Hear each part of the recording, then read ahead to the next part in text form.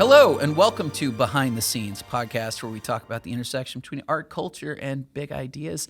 I'm your host, Sean Malone, the creative director of the Foundation for Economic Education and creator of the Out of Frame video essay series on YouTube.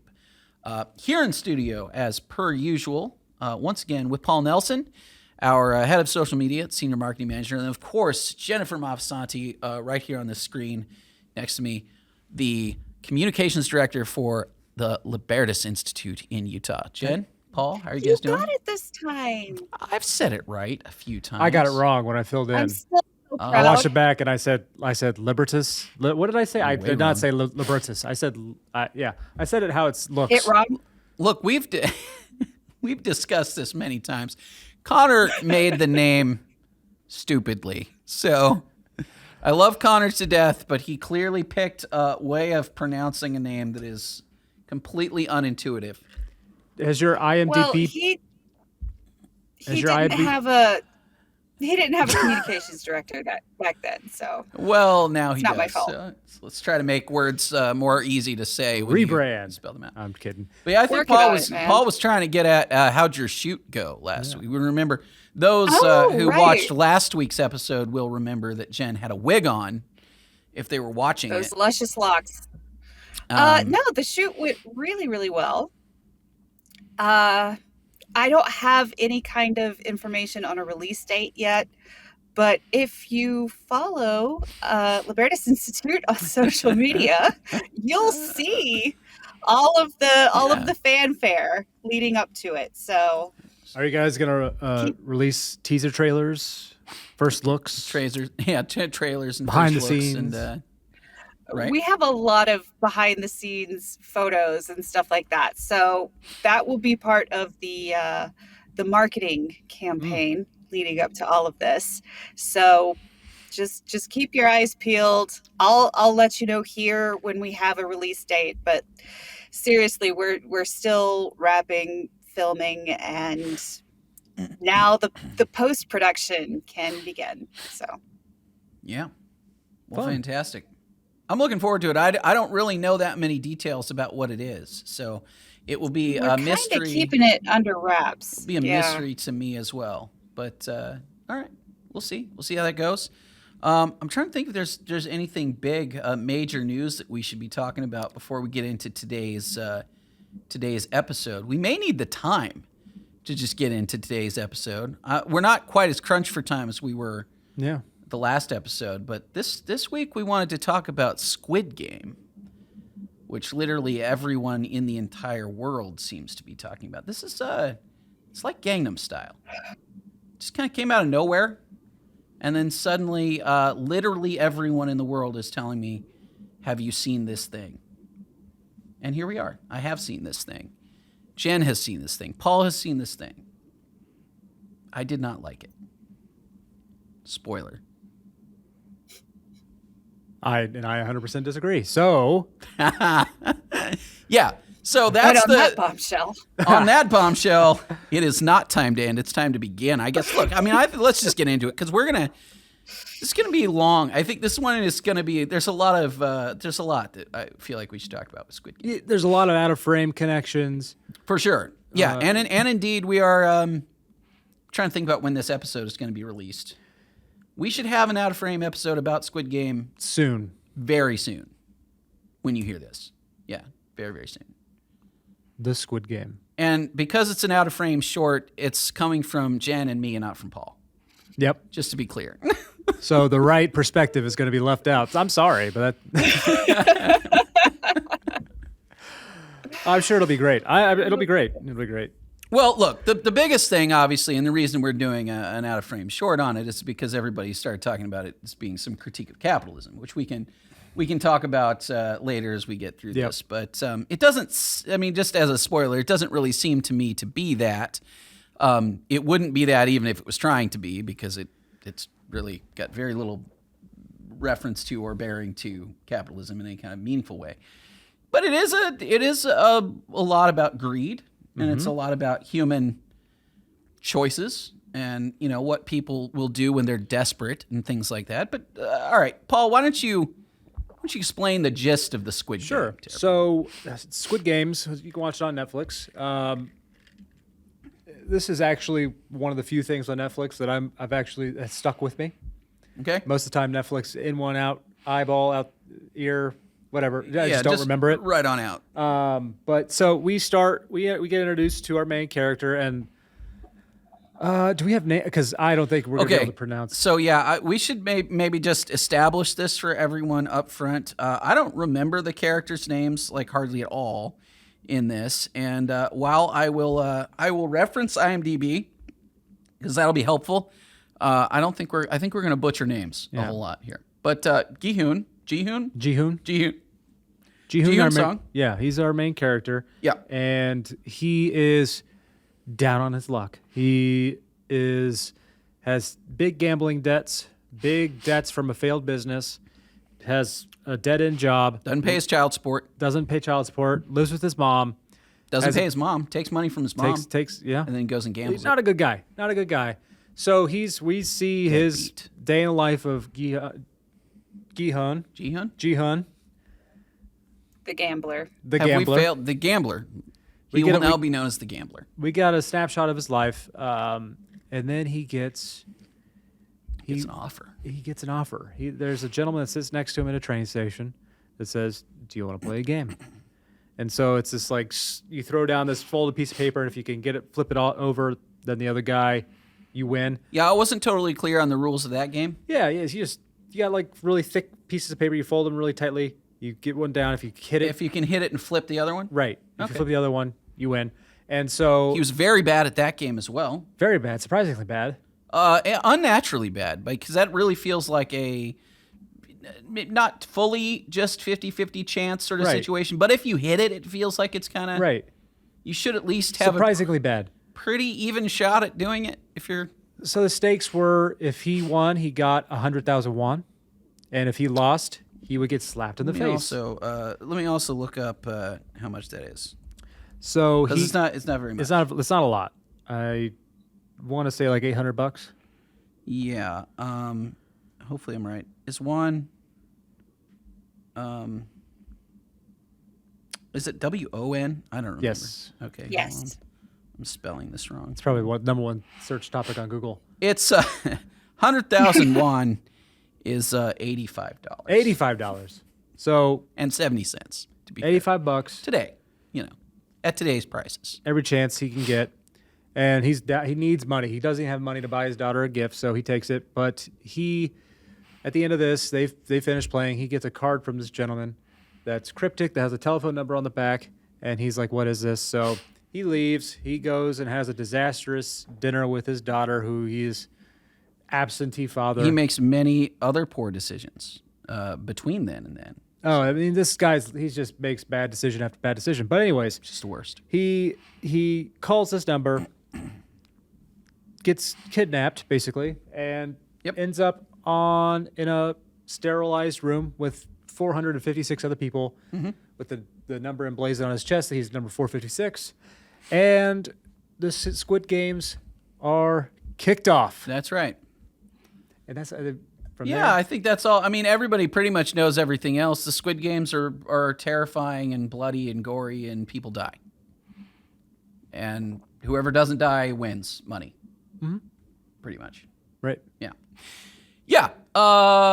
Ji-hoon is a terrible person.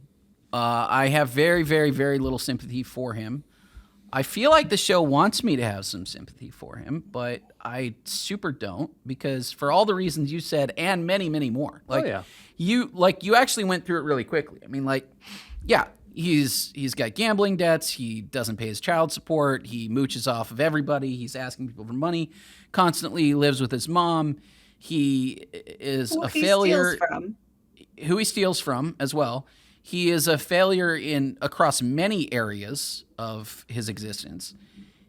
He then, like Paul mentioned, like he goes to the dinner with his daughter to first of all, he like overpromises stuff because he didn't really, he had some money and he was like, "Yay, I'm going to take you out for dinner. Pick anything you want. We'll go there." And then of course he gambles away that money instead. Miserable. And then he makes incredibly poor choices. Like he finally begs somebody to give him some more money so that he could buy a gift for his daughter. And then instead of just buying her a present, something that she might like for the amount of money that he's got, he goes to a claw machine and tries to gamble his way into a gift for her. And then when he does that, he ends up literally choosing, because he ends up having a kid do it for him. That's actually interesting to me too. I do think there are a couple things that, even as you were talking about it, I felt like we're sort of foreshadowing of other things. Ji-hoon having the kid win the game for him, I thought was kind of interesting. Like, he couldn't even win a child's game in the real world, in like the outside world, right? Let alone, win in the Squid Game world. So there's that. But also, I thought it was really interesting that like his choices. When he was playing the red and blue, the sort of slap game, what was it called? Do you remember what the game was? I don't. I don't know. Anyway, well, I thought about this because one of the things, I'm trying not to, I don't know that I want to spoil this yet, so maybe I'll hold off on talking about this. But there was something that when you just mentioned it, when you brought it up, that actually he did in that moment. So like, he's supposed to get $85 worth of South Korean currency whenever he wins. He wins one game, and then instead of like going, hey, give me the money, he like tries to slap the guy, because he was getting slapped this whole time. So he tries to slap the guy. So like, even in the context of that game, he completely lost, at the end of the game, he completely lost sight of why he was playing. Like, it wasn't even, it just like, he cannot keep it straight, like what his goals are, what he's trying to do. Anyway, for me, he's a very clear character. I will say a few things that are very nice about the filmmaking. Every character was specific and clear. I know who everybody is. I know what they all want, except for the bad guys, who I don't really understand for the most part. They just want to have fun. They just want to have, yeah, well, we'll get into that. The acting is good. Even through dubs, I thought the acting was quite good. The filmmaking is pretty interesting. The set design, the art direction in particular, I thought was really good. But I hate every single person. Not every single. Okay, every person but two. Yeah. Yeah. You're not alone. That's it. They're all terrible. Everybody's awful. I think that's kind of the point. They make terrible decisions. I don't care if they die, for the most part. Ji-hoon's not a hero. He's just terrible. And he knows it. Yeah, just awful. And it's torture porn. So I get to spend most of the time. It wasn't as bad as I thought it was going to be. I agree with you. It's not as bad as some of the Saw movies have been. It's not, some of that kind of stuff. Hostile. Sure. Gosh. Sure. Yeah, there are worse. I mean, this is on Netflix, so it's not, They did warn us about smoking. They did warn us about smoking because it's Netflix. I'm really dodged the bullet. If you notice at the top left the corner, whenever every episode starts, it's nudity, violence, graphic violence, sexual content, and smoking. So that's right. I'm glad we were warned about the serious effects. It really like calls into question our prudish priorities, I guess, or sort of puritanical priorities, where we're like, we're going to censor smoking, but you can watch 200 people get mowed down by automatic weapons. That's fine. Don't worry about that. Graphically, get shot in the head. That's okay. 2021, man. But hey, don't smoke, everybody. Make sure you don't. Like, I want to pause on that for a second, because if you really think about the logic of that, it's so insane, right? It's like, so stupid. The logic is, by seeing this on screen, you might think to yourself, I would take up smoking. And yet the logic somehow is not, if you see somebody get shot in the head on screen, you might pick up a gun and go shoot somebody in the head. Nobody's going to make that argument, or they probably shouldn't make that argument, right? They've tried, and everyone laughed them out of the room. But mostly people laugh at it. It's not that one-to-one, obviously, but like, because you can watch something and think about it and, think about how it's bad to do the thing instead of think about how you want to do the thing or whatever. Anyway, smoking, though, we're like, no, you can't even show it. It's not allowed. How dare you? Unless you're a Korean show, in which case you can show it because South Koreans don't care about that. So here we are. But yeah, Jen, thoughts, initial thoughts, Squid Game. I will allow that this was a well done show. It is not at all my cup of tea. I think everybody, once again, has gotten their takes wrong on this show. Yeah. And it is just terrible people doing terrible things because reasons. For many terrible reasons. I mean, for many terrible reasons. And, you know, there are some interesting, compelling things about this show. It is basically about human nature and what humans will do when they're put in basically an impossible situation. Yeah. And I like that it feels a lot more real and a lot more compelling than the vast majority of content that's being put out right now. Yeah. That said, I hate it. Yep. Like it's just not what I want to watch. This is not my idea of a good time. I think we can agree. I tried so hard to avoid this show. Like, oh, me too. I did not want to have to deal with this show at all. Yeah. But you people, you bullied us. She's talking about me. Well, partly. No, really. I mean, what it really did happen. I mean, this is part of the reason that we're doing an Out of Frame on it is because I was like, people started talking to me about Squid Game, you know, right when it first came out, and I was kind of like, we already had the Dune episode planned. We were already in the works. Maybe Dune episode was almost done when the Squid Game came out. And then we had the Cowboy Bebop episode written and like we were in the works. So we wanted to do Cowboy Bebop.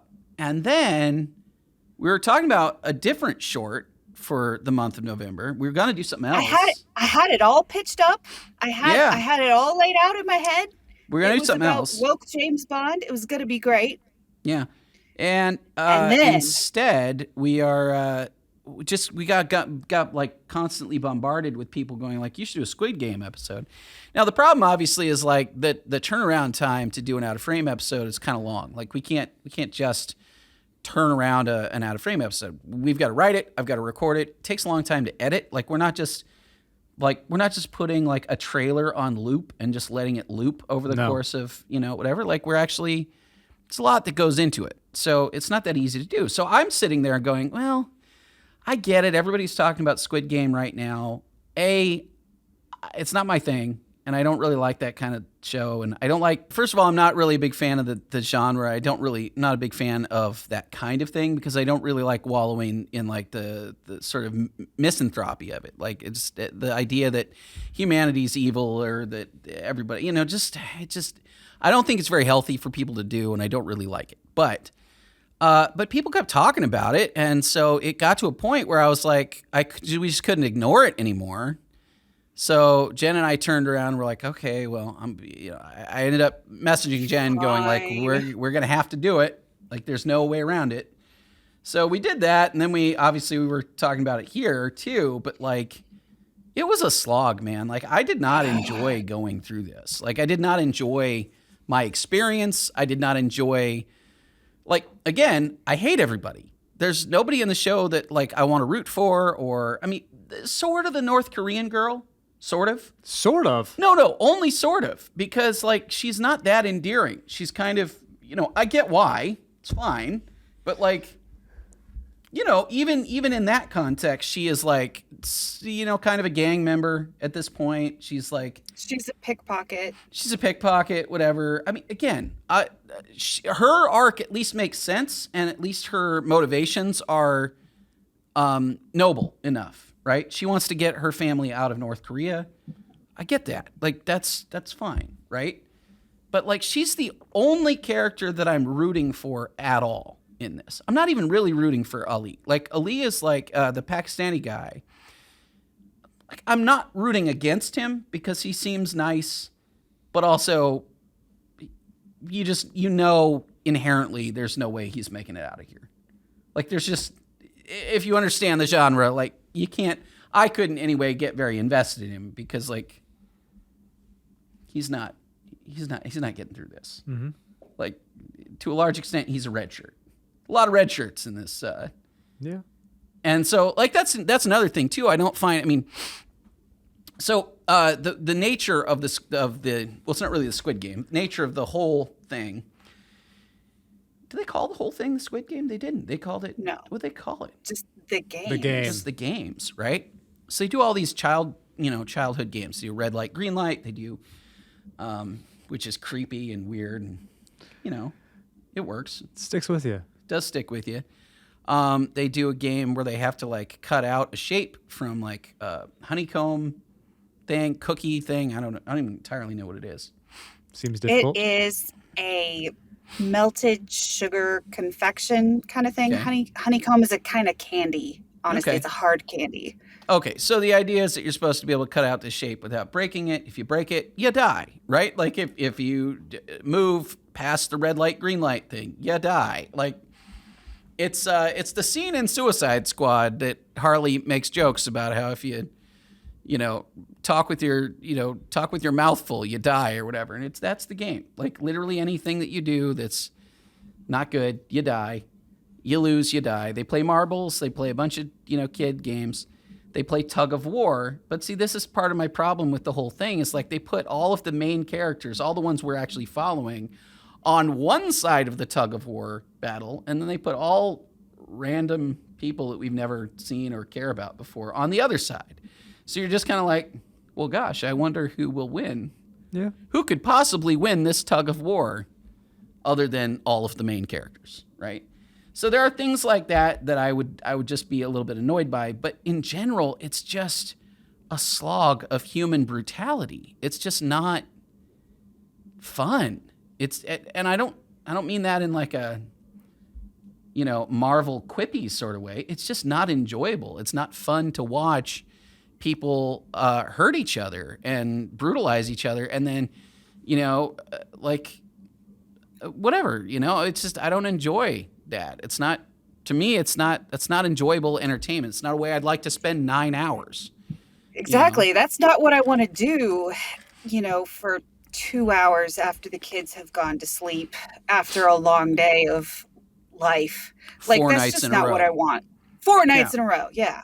Like, Yeah. Ugh. it's not conducive to good mental health is really what I'm saying. No, it's not. So I understand where you're coming from, and I normally don't like this kind of stuff, but I don't think this is really that graphic, and I mean honestly, I don't think it's really that bad. And what I find interesting is that even as if you don't think the graphics are that bad, like it's just not that the graphic. violence isn't necessarily that bad compared to things we've seen. Yeah. Just saying that. Like, I will say the violence. Well, but I think what always struck me is that we get introduced to this crazy world where murdering other people is okay and actually encouraged monetarily. Mm-hmm. But as we move along, the thing that saves our main character is his humanity, and that is what ends up, because at the beginning of the show he's pretty much lost it all of his dignity, his humanity, his trust in people is gone. But through these games, he has rediscovered it. He's rediscovered himself, and he has rediscovered to trust some people. And if you remember the last episode, when I guess spoilers. Yeah, let's get into spoilers, because I think anything from here, there are things that I would want to talk about that are very specific. So what I found the most interesting, and it was true for this character, is that Song-woo, businessman, killed the girl from North Korea after she had a mortal wound. But he told Ji-hoon he did it for him because he knew that he couldn't keep going, and it's true. And you'd seen this building with this relationship between the two, that they were having this real human connection and forming this bond where they got to the point that they were getting to the point of promising each other to take care of their family if they got out. Right. And at the beginning of this, you would never have expected that with the whole situation. And then on the other side of the coin, you have Sang-woo, the businessman, Yeah. who totally loses his humanity, and at the end of the show, kills himself because he's ashamed with how he was reacted and what he has done and the choices he has made. Yeah. And I think it's great. There's a lot of things I could quibble with, like the VIP stuff I did not like. It was really it was just forced. But the acting is just amazing. What is fascinating to me, this is obviously in Korean, and I did it with subtitles, but Oh, you did it with subtitles? yeah, 'cause the So dubs did I. can't. Dubs are just. I did the dub. Okay, interesting.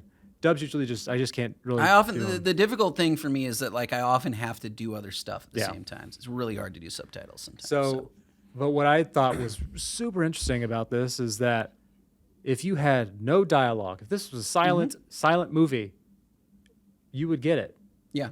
And that's how good the acting was. That's how good the setup was.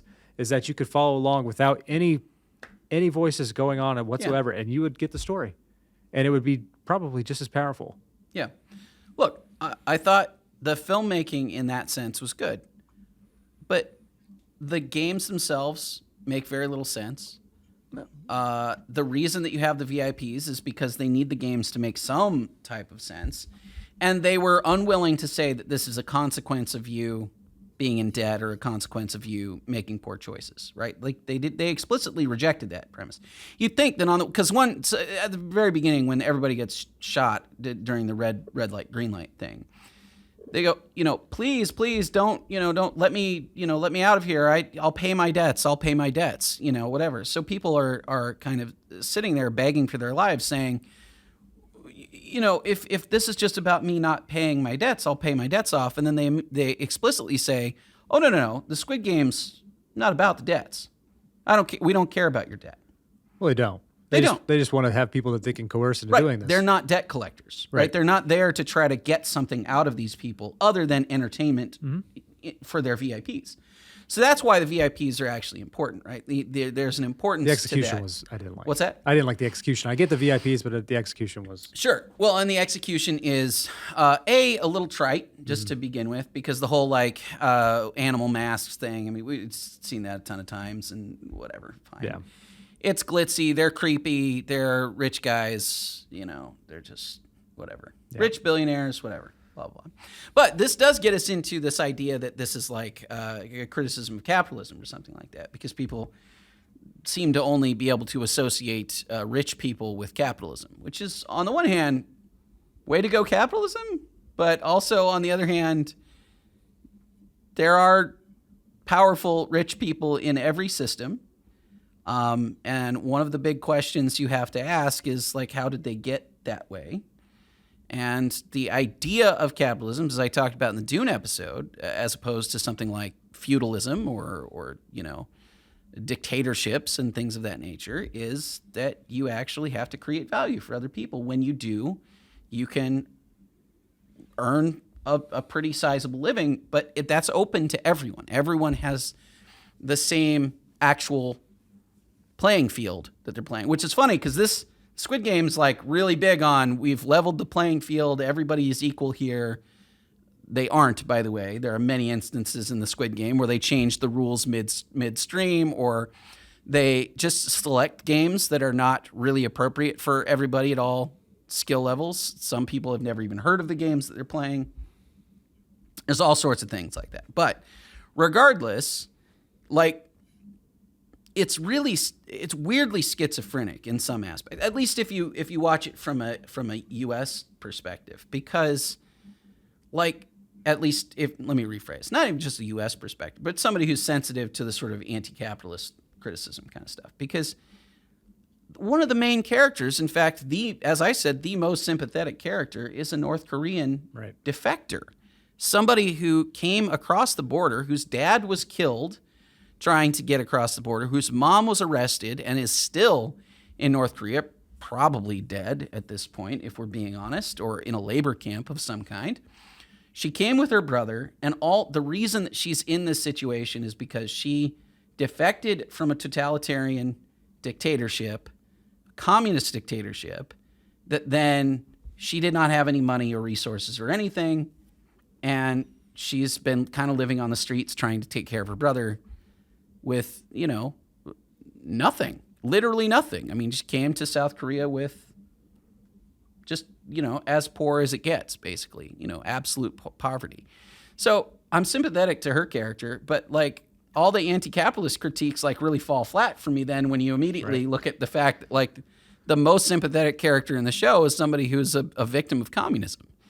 And so, which makes sense if you're thinking about it from a South Korean perspective, right? Like, obviously, that's a pretty major part of their culture right now. And then the other thing too is like everybody else, if you're going to make it a critique of capitalism, boy, I'd really like it if most of the people that were our main characters weren't awful.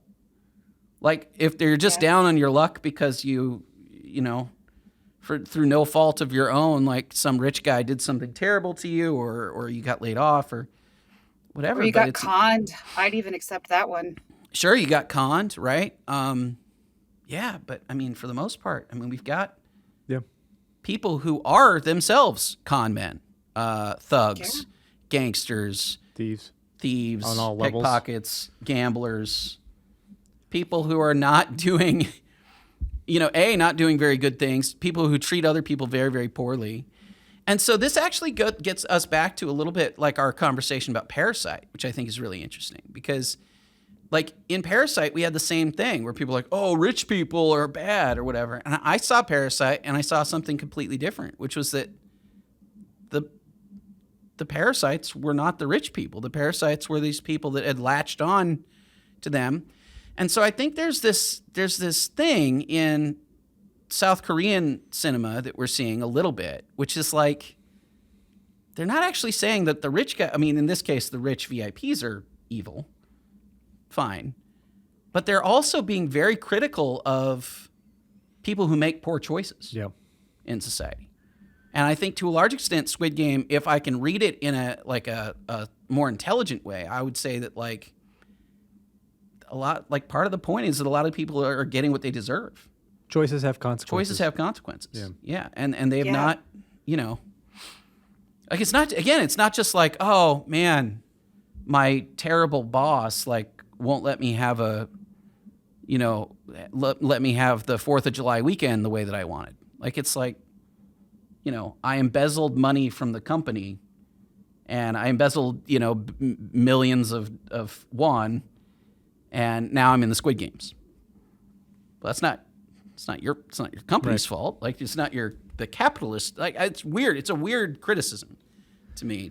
No, I think people definitely see capitalism is a brutal fight to the death, which is just not true. Well, I want to talk about that too, because, sorry, Jen, I know you have a thing you want to talk about, but there's a scene where they talk about how, like, all the people get out of the Squid Game, like between the first and the second episodes or whatever. Everybody gets out of the Squid Game, which is mind-blowing to me anyway. Like, they have a clause that they're very clear about that, like, if a majority votes to exit, the games will end and they won't do the games anymore. And so everybody votes. It's like very close, even though 200 people just got murdered in front of everybody. It would be shocking to me if even one person voted to stay. It would be kind of insane. But they vote, they're out. But then there's this whole conversation about how it's worse out in the real world. Out in like, what I'm like, is 50% of the people getting shot in the head every day? Like, what world do you live in that? And what's going on inside your head that having to deal with the consequences of your own actions is worse than getting murdered? That's super bizarre to me. Like, it's clearly not worse in the real world. It's clearly very, very much better. That guy was seeing his family. He got to spend time with his daughter. He was losing that ability, not because of any terrible, nefarious thing that was happening, but because he kept being a deadbeat. Like, it's like he had shot after shot after shot after shot, and he didn't do the right thing again and again and again. But even that world where you're like a little bit depressed and living with your mom, strikes me as considerably better than living in a world where you're like literally everyone around you is getting brutally murdered.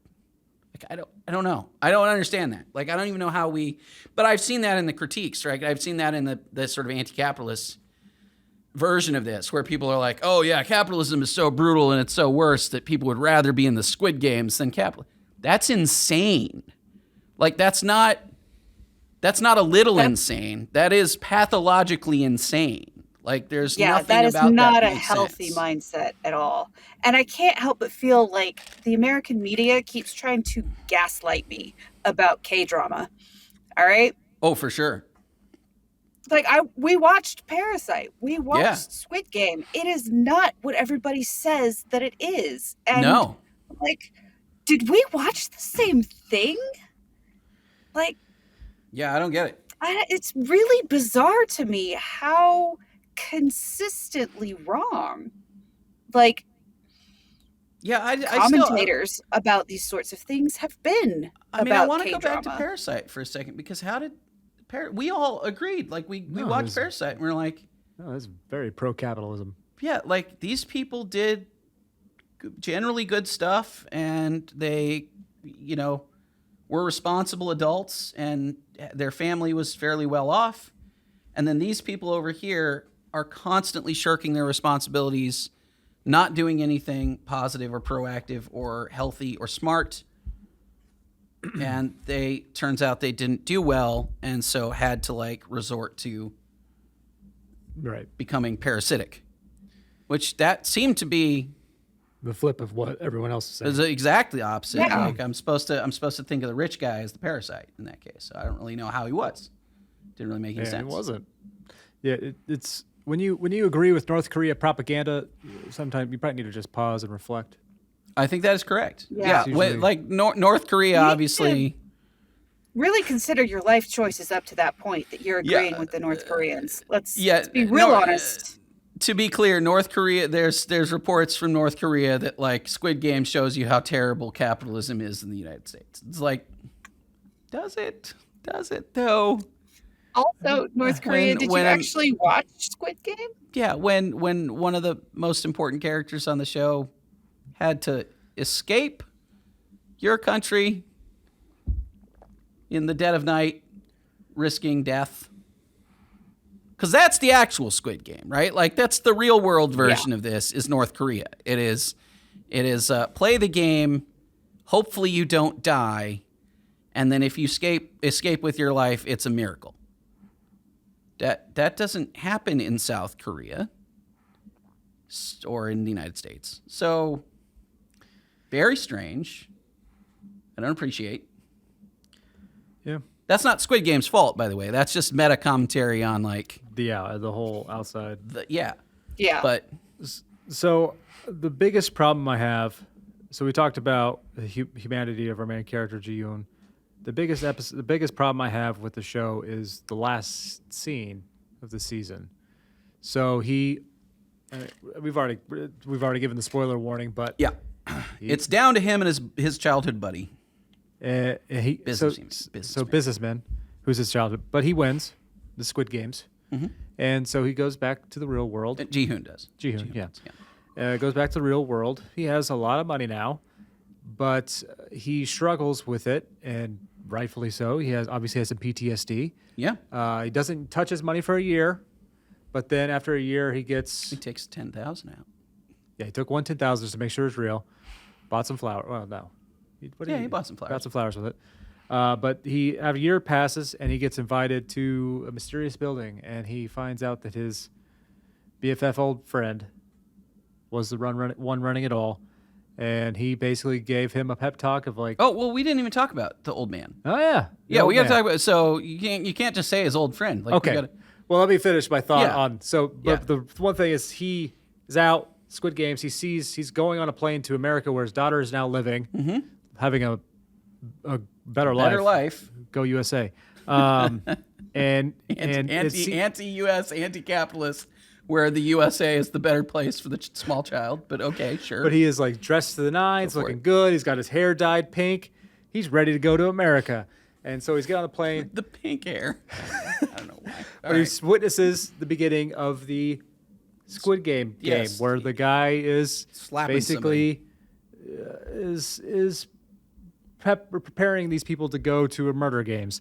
And he confronts them, takes the guy's business card, puts it in his pocket, and the whole time I'm thinking, just get on the plane, go be a good father. That would complete the arc. Yeah.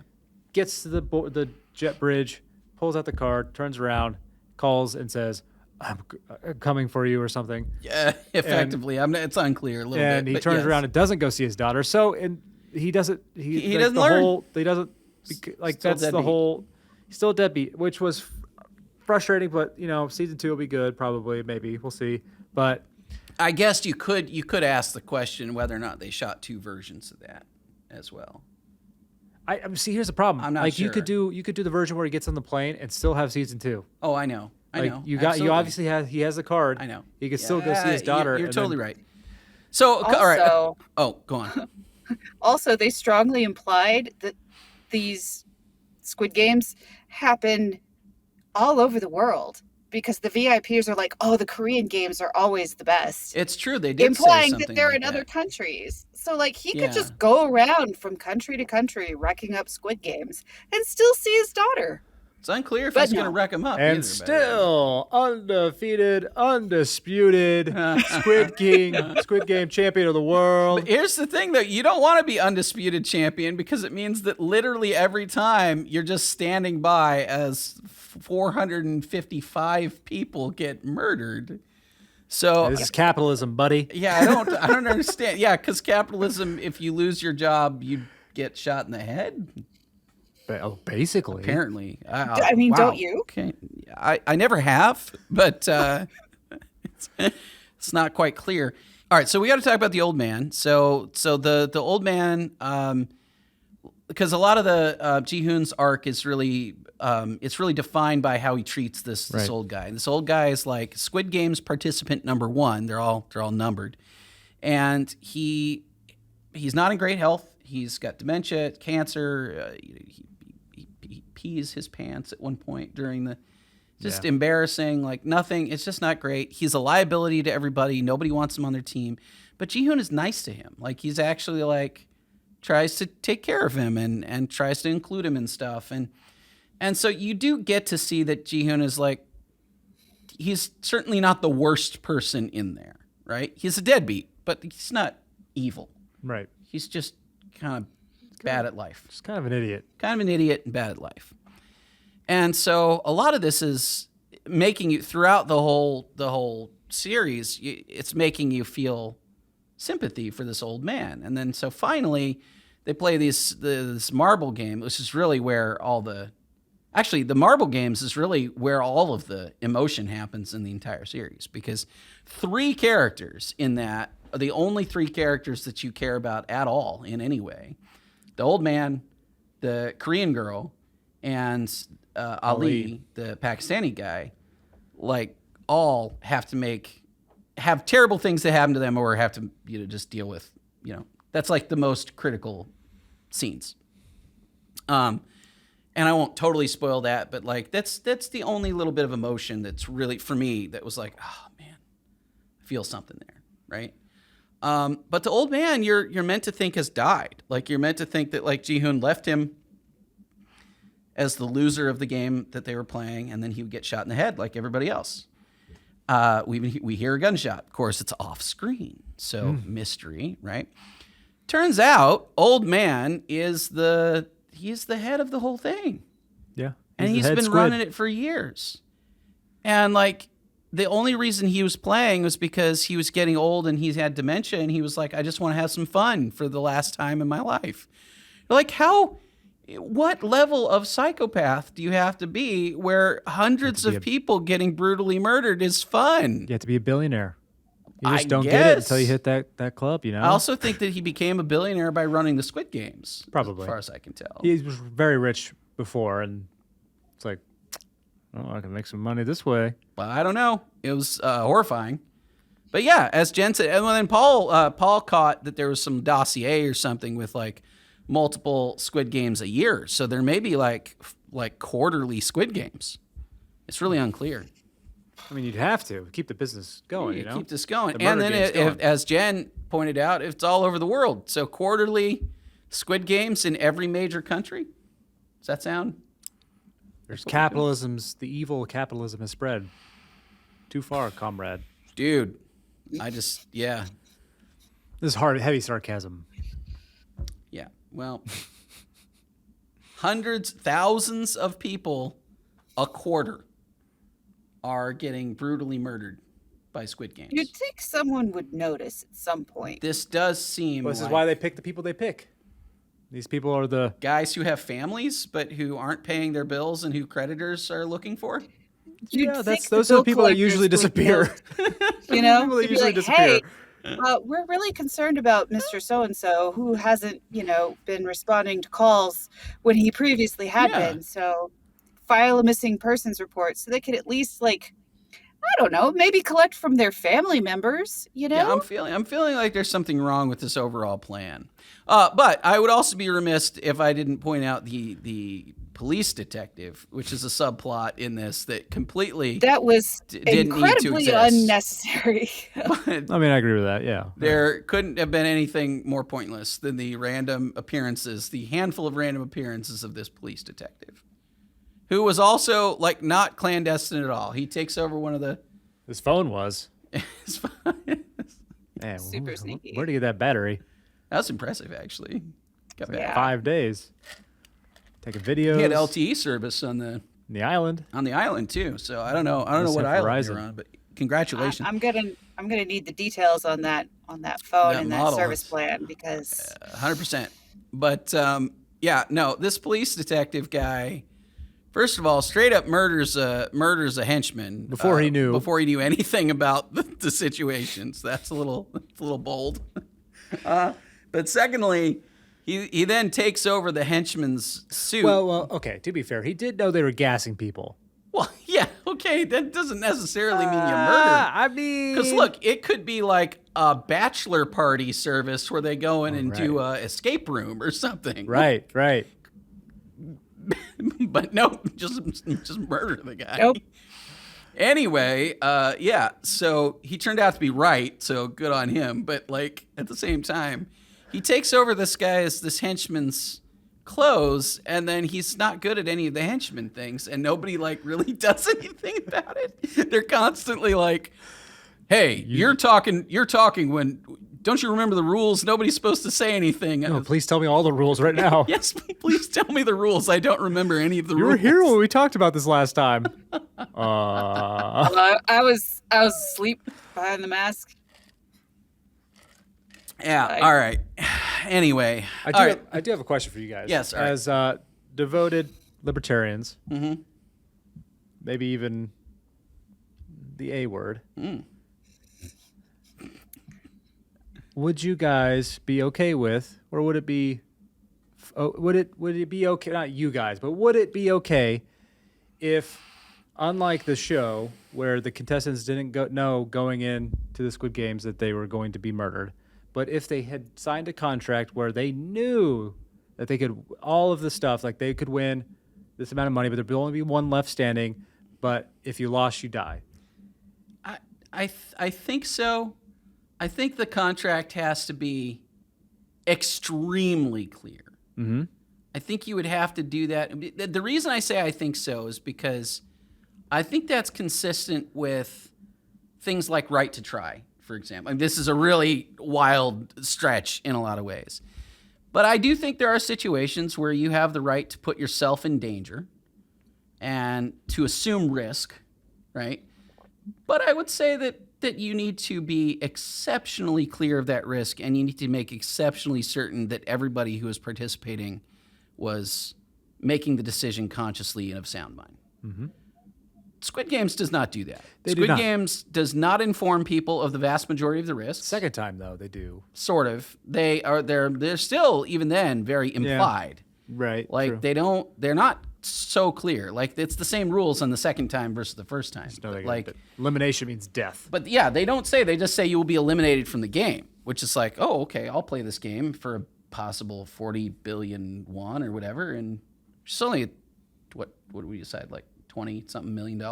38. 38. $38 million. Okay.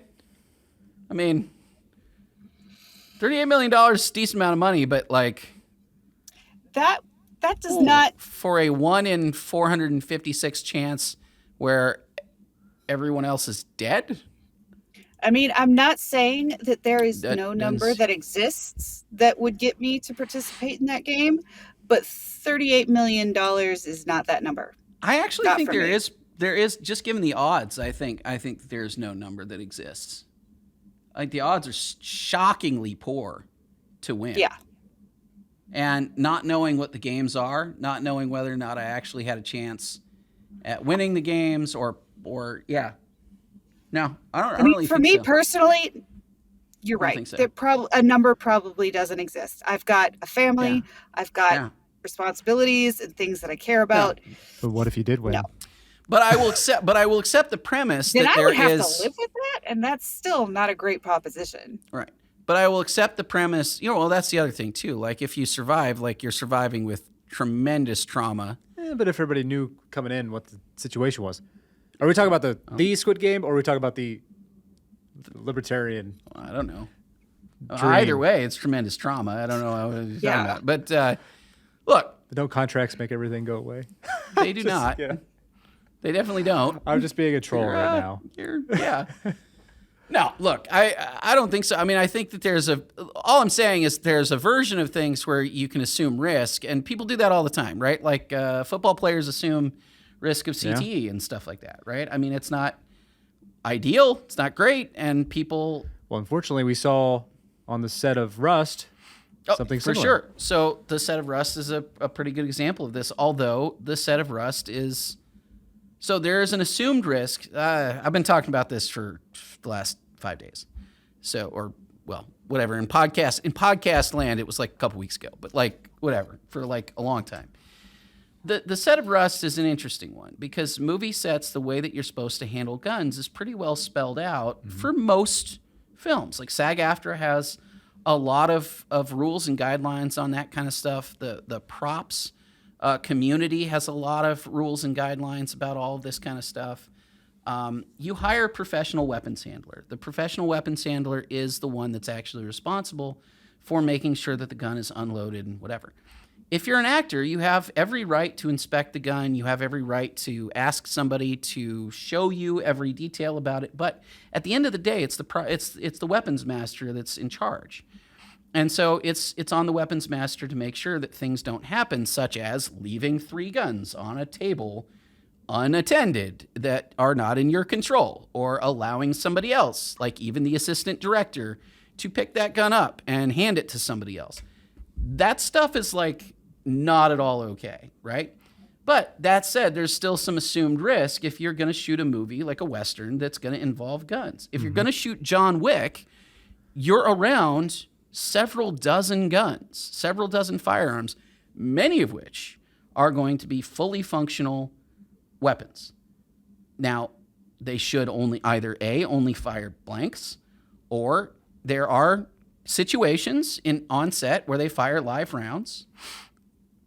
It's hopefully increasingly rare. It's not very common to begin with, but I would hope people do it less and less. But in those cases, you're supposed to, like as an armorer, you're supposed to like literally set all of those guns aside, set all of the ammunition aside, label all of that super clearly. So the assumed risk for an actor to participate in such a movie is there are dangerous objects on set. We're going to make them as safe as possible. The assumed risk is not, hey, randomly, any one of these guns could just launch a projectile at somebody else. Like that shouldn't be the assumed risk, right? So that's where it gets tricky, because you don't want to be like, that's what I was saying, like with your contractual ideas, like I'm okay with it, except for you've got to spell it out ultra specifically, because you can't just go like, hey, you'll be eliminated from the games. No, you got to be pretty clear what elimination means. Yeah. And also, I wouldn't go so far as to say that I'm okay with it, but I would go so far as to say that I would not actively try to prohibit it. Yeah, I guess I would put that's a nuance that. Yeah, I would put it that way. Like real fine, but I would very strongly discourage it. But I also don't actually think it's likely. This is the other piece of this. Yeah. Is Also, you get, yes. you get a lot of Also, that kind of yes. stuff, especially when you talk about things in sort of a stateless, anarchic kind of world where people are like, well, what if this happened? You're Murder like, games will be running rampant. but like, why?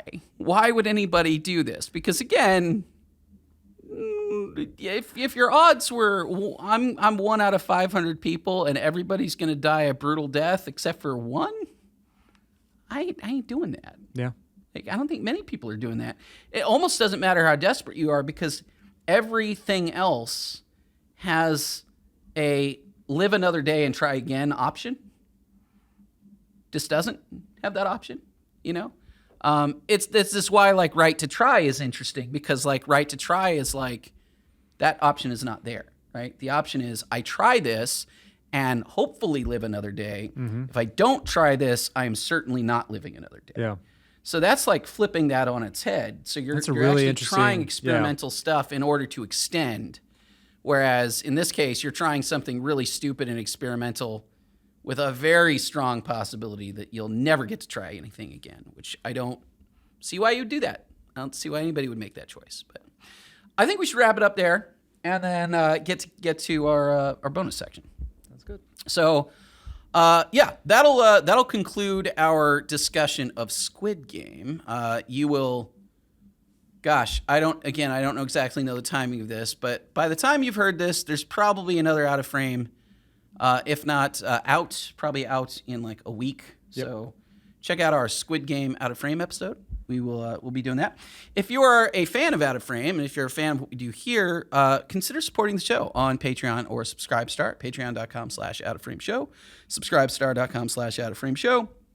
And if you are a subscriber, stick around, and we will answer some of your questions from Discord and other places in the upcoming bonus segment. So, yeah, everybody else, thank you so much for watching.